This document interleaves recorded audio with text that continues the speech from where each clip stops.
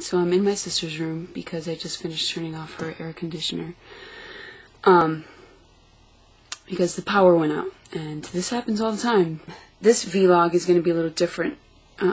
It's going to be the history about my house. The previous video that I put up was me hearing sounds and ghost activity in my house. I want to give you a little more background on where I live and all that kind of stuff. I live in New England, in Connecticut, and New England is quite haunted. And as you know, that's where the witch trials took place, in Massachusetts and Connecticut and New York, and just witch hunts and stuff. So, I live in Connecticut. A woman back in the 40s, 50s, named Mary something, I don't remember her last name. It was some Polish last name. She used to live here in this house. This house is like old. Mary used to live here back in the 50s, 40s, and she died in my room, which is across through that door there, and you just go across the hall and there's my room. I heard two different stories. The person who sold us the house, my mom, I remember in the kitchen when we first moved in, I sort of got like an eerie feeling, and then I like told my mother, because that's what I get a lot. I guess you can say I'm sensitive. I don't know. Anyway, so I told my mom that I didn't feel right, that I felt strange in the house. And then she went to the lady, the woman who sold us the house, and said, "Are there any like dark stories to this place?" And then the woman's like, "Oh, not that I know of, whatever." And then like days after moving in, my mom told her, it's okay for you to tell us. We really want to know. We wouldn't mind, because our family is so dark and morbid. It's crazy. So what difference does it make, So the woman told her that there was a lady named Mary something or other that used to live here, like way back in the day.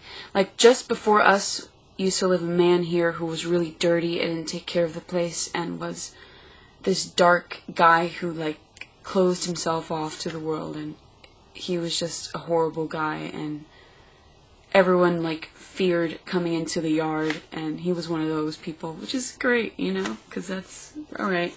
And then prior to him was Mary. He used to live here in the 50s, and the person who sold us the house said that Mary committed suicide in my room. Which she like hung herself is what they said.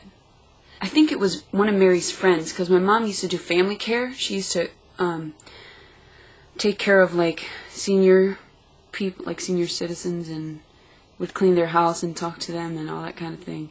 And she did a lady in Stratford who said that my mom had told her where we lived, and she's like, "Oh, my friend Mary used to live there." And my mom said Mary, whatever her last name was, and the woman's like, "Yeah, that was my good friend."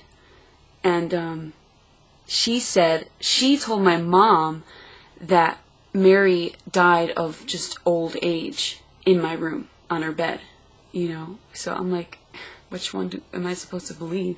I would like to believe she just peacefully like died instead of hanging herself, but I don't know. I went to a psychic in New York with Michelle. Or was it Michelle? Or was it Debbie? It might have been Debbie, who's not my friend anymore. I have a feeling it might have been Debbie, because Michelle would have remembered this. So I went to New York with Debbie, and we were in the Soho area, walking around Broome Street, where Heath Ledger used to live. We were just wandering. We went to Dean DeLucia's down the road and got a coffee, and then there was a psychic. She's talking to me about my mom, and then suddenly she asked if I knew who Mary was. And then I had asked her if she knew anything about the past before Mary, and she nodded. She was just like her hand was like this, and she was like like she knew. She told me that this house was associated or affiliated or whatever with the Salem witch trials. Not particularly with Salem and the witch trials, but just witch hunts and witches being hung here, like in my yard area. She told me that back in like the 1600s or in 1700s, whatever, all this used to be just fields, and now it's like an entire neighborhood with a bunch of trees. And she told me all of this was just like field, like a whole field with apple trees everywhere. That a man used to own that field that lived in my house, and he owned that farm, the apple tree farm thing. That he had kept witches or supposed witches, like, you know, in his house, and would like torture them and just keep them there starving for days. I'm like, what the fuck? He kept witches in my house. You know? It was like March, April-ish kind of thing. And I was outside with my little brother in the driveway, and we were just playing around and whatever. And this man comes, this old man who's, I'd say, like, maybe in his 60s, late 50s, early 60s. He was walking down the road. He's this really thin guy with, like, long, greasy, gray hair up to, like, here, and then he wears a cap, and he has, like, a sunken face, and, you know. But he's a friendly dude, because he walks around and says hi to everyone, and he sees me and my brother playing around, and then my brother trying to sneak into my neighbor's house to get an apple from the apple tree. He was like laughing at us, and I was like, oh, don't tell anyone, you know? And then he's like, oh, don't worry, you know, I won't, whatever. I used to do the same thing when I was a kid, back in the 50s, or back in the 60s or whatever, and I was like, what? And he's like, yeah, and he told me, there used to be a field here with a bunch of apple trees. All around it was just a whole field with a bunch of apple trees going up that hill there. And he just told me, he was like, oh my god, it was so weird. I was like looking at him like, holy shit, guy, if you knew the history. The other day, it was really dark out because there was a storm, and my power had went out, just in my room. All the power in my house was on, but my room, all the power in my room went off, which is so strange. And I was in the middle of like sleeping. It was like 7 in the morning, everyone was gone already. And I woke up, tried turning my AC and my light on, didn't work.